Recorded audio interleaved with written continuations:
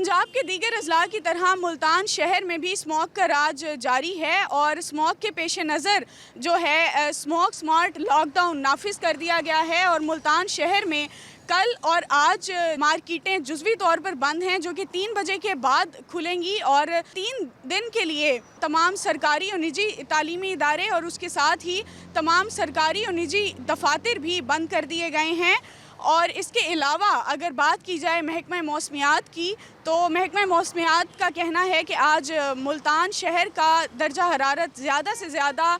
25 degree centigrade record किए जाने का इम्कान है और कम से कम दर्जा हरारत 15 डिग्री सेंटीग्रेड तक रिकॉर्ड किए जाने का इम्कान है। इसके साथ ही अगर हवा में नमी के तनासुब की बात की जाए तो वो 78% से भी तजावुज़ कर गया है, जिसके पेश नज़र हद निगाह भी मुतासर हो रही है। शहरी शदीद मुश्किलात का शिकार हैं और डॉक्टर्स की जानिब से कुछ प्रिवेंशंस भी जारी की गई हैं। शहरी कम से कम घरों से बाहर निकलें और बिला ज़रूरत घर से बाहर ना निकलें, मास्क का इस्तेमाल करें और पानी ज़्यादा से ज़्यादा पिएं। जी।